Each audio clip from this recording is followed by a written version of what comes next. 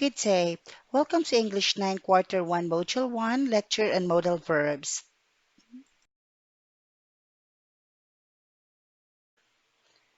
What do learners need to know coming from this module? In this module, the learner will be able to learn about the definition and uses of modal verbs in sentences. It will provide step-by-step activities that will enable learners to understand how to use modals to compose clear and coherent sentences. Furthermore, this module will help you a thorough understanding about the three basic rules on using modals in sentences. As we go through with the discussion, the learners will be able to know that the lesson is focused on using modals correctly in sentences.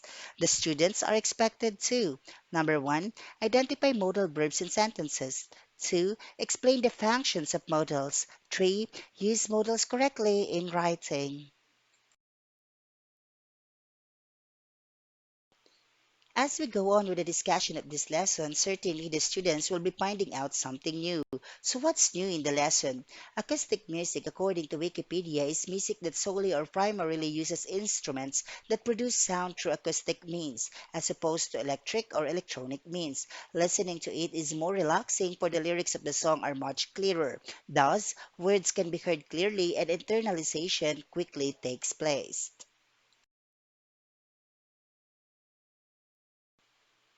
Learning about acoustic music, now let's listen to an acoustic song. At this point, I would like you to read the lyrics of the given song or watch it at the given link. Kindly click the link for you to be able to watch it. Afterwards, accomplish the activities that follow. I hope that you will have a great time listening to this acoustic song.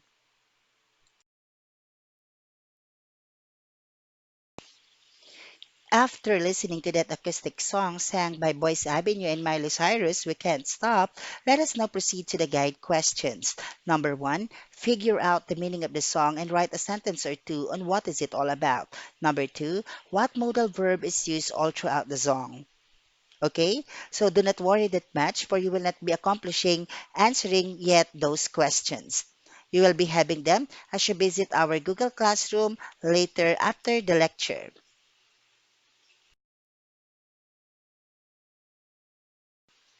At this point, I would like you to watch a lecture video that is from Engbed, which is going to be discussed by Miss Veronica. She will be talking about the basic things on modals. But for you to be able to watch the entire video, you have to click the link shown on your screen.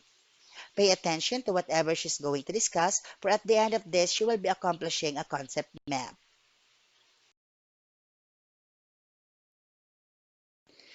Let us go to the world of modals. Definitely by now you are fully aware of the basic things about modals, for you were able to listen intently to Miss Veronica of Engbed.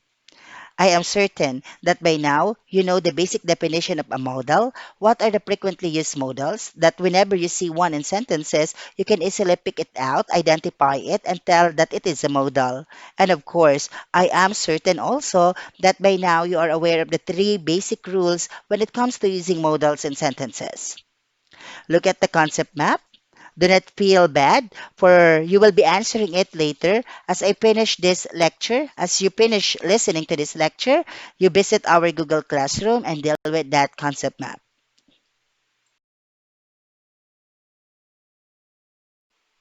Learning the basic definition of modals, what are the frequently used modals, and the rules on using modals, let us now officially begin Lesson 1, Using Modals.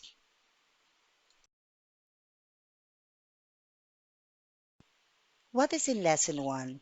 This lesson will briefly discuss the basic definition of modal verbs and how to use them correctly in sentences. Of course, the first thing to do is find out what's the basic definition of modal verbs.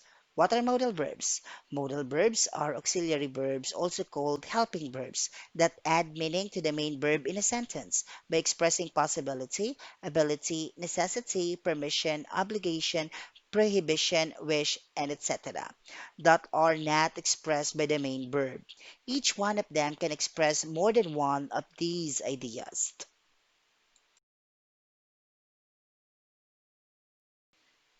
Having in mind the basic definition of modal verbs, now it's high time for us to know what are the frequently used modals. I have here a table which is going to showcase the modals, meanings of modals, and example sentences using each modal. Under column 1, we have modals. Column 2, meanings. Column 3, example sentences. Let's have the modals can or could. The meaning of can or could is to express ability. Example sentence: I can speak a little Russian. I can speak a little Russian. It tells us that the speaker has the ability to speak little Russian. Next, the modal can. It has another meaning. It is to request permission. So, example sentence for the modal can, which has the meaning requests permission. Can I open the window? Can I open the window?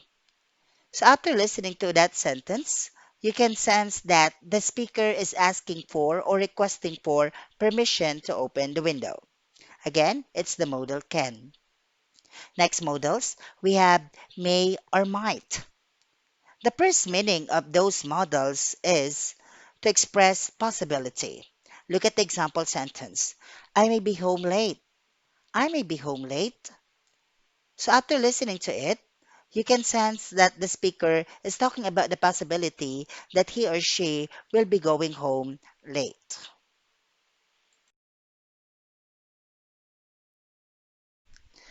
Let us have the second set of modals. The first one is may. Just like what I've said earlier, it has another meaning. So this time the meaning is to request permission.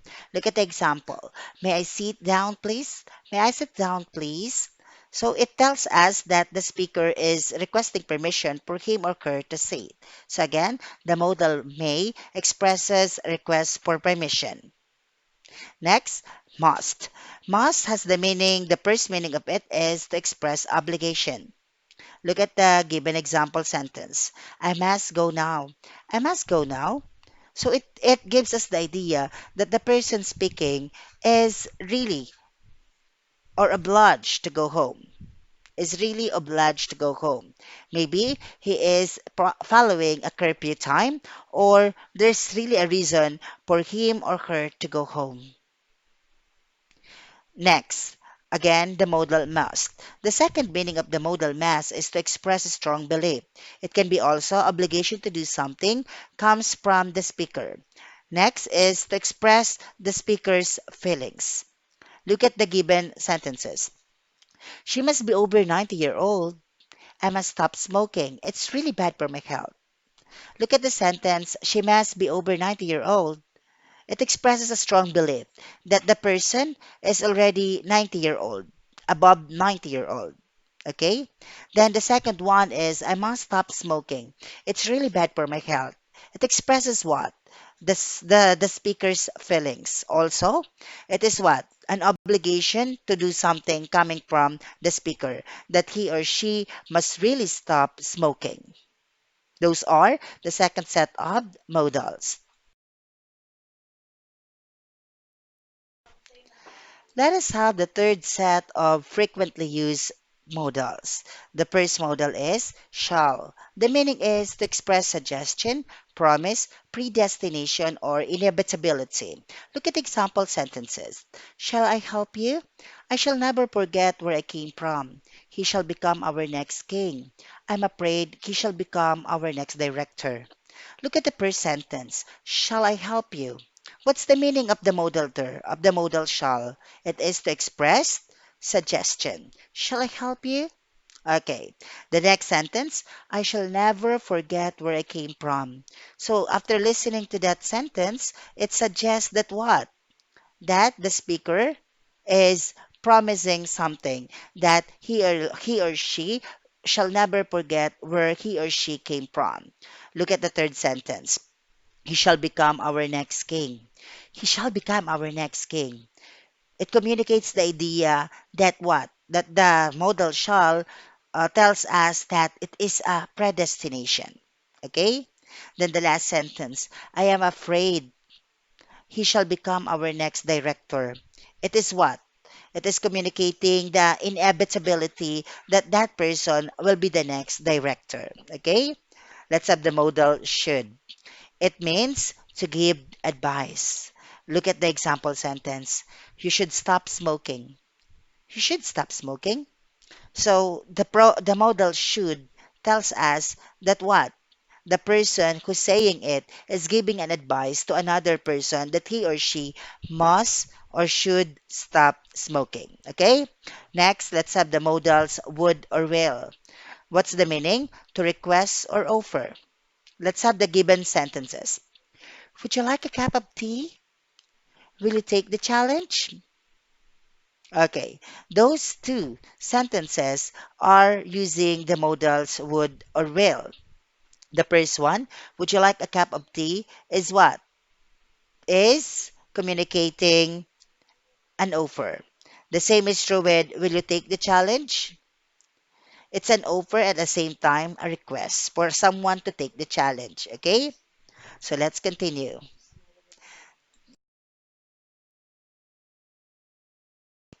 Finally, we have the last set of frequently used modals. The first one is have to. Have to doesn't look like a modal verb, but it performs the same function. Have to can play the role of must in the past, had to, present, and future tenses.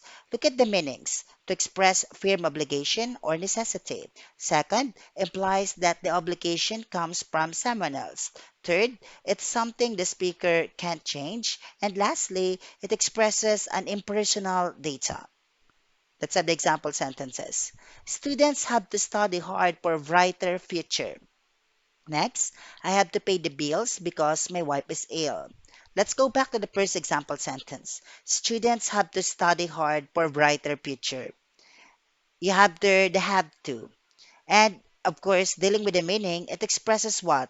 A firm obligation or there's a necessity for students to study hard for them to have brighter future. The second sentence, I have to pay the bills because my wife is ill. Again, hearing that sentence, we can assume that the meaning of the modal verb there have to is what? It's something the speaker can change. Yes, because his wife is ill. So meaning to say has no choice but to pay the bills. Okay? Or it can be what? It implies that the obligation comes from someone else because he was asked to pay the bills because his wife couldn't do it. Okay? So that's the second that's the meaning of the second example sentence using the modal verb have to. Let's have the second to the last modal verb, the ought to. Also means expressing recommendation or moral obligation. Look at the example sentences. You ought to listen carefully. You ought to respect your parents. To express recommendation. That's the meaning of the first example sentence. You ought to listen carefully. It is a recommendation that that person or maybe that student, maybe you who's watching or listening to this video presentation must listen carefully to me. Okay? Then the second sentence, you ought to respect your parents. So it expresses what? A moral obligation. It's our moral obligation to respect our parents. Okay? Then let's have the last modal verb. It's the dare. Dare is a semi-modal verb followed by a bare infinitive. Look at the meaning. Used in negative or interrogative sentences. So meaning to say, whenever we use the modal verb, the semi-modal verb there, it is being used in a negative sentence or interrogative sentence. Let's have the examples. I daren't think how many victims there are. Do you dare tell him what happened? Look at the first given sentence. I daren't think how many victims there are. So the use of daren't there expresses a negative idea, a negative thought. So therefore, it's a negative sentence. Then the second one, do you dare tell him what happened? You have there an interrogative sentence. And as you can see, you have there the infinitive to inside the open and close parentheses, meaning to say it can be omitted. It's okay to write the sentence without the infinitive to. Anyways, you have there followed by a bare infinitive. Okay? So that would be all dealing with the frequently used modals. Continuing our discussion about modals, we are now on the three basic rules on using them. By now, I am expecting that you do know the basic definition of what modal verbs are, the frequently used modals, their meanings, and what do they communicate whenever being used in sentences.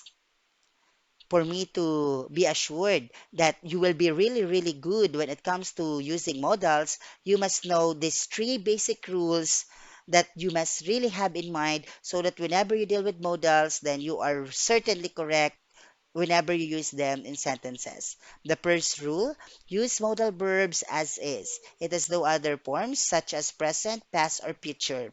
You don't have to add ed or the will or shall plus modal verb just to form the past tense and future tense. Look at the examples.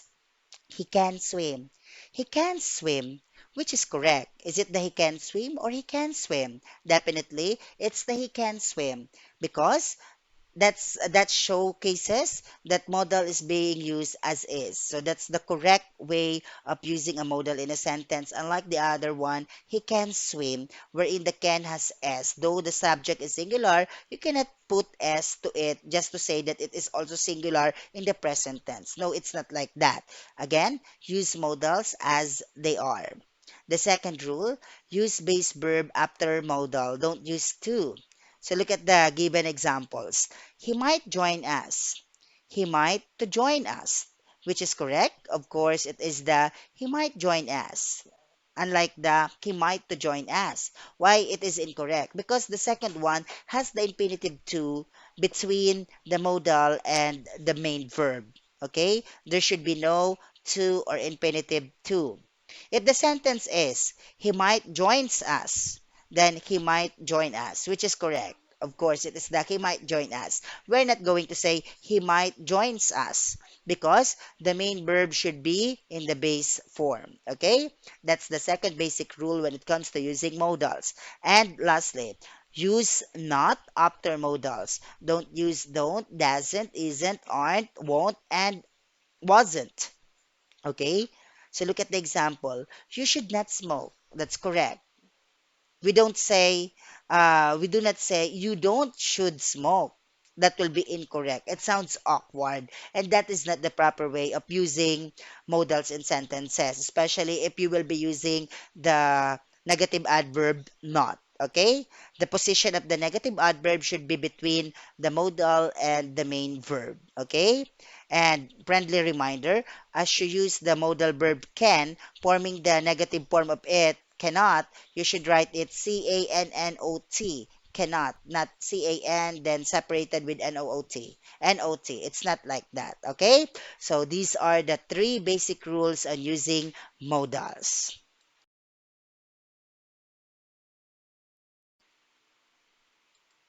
Thank you for listening. The lecture is over, but the honing of your skills when it comes to using modals is just about to begin. For the rest of the activities and exercises, please do visit our Google Classroom. You may copy the given link.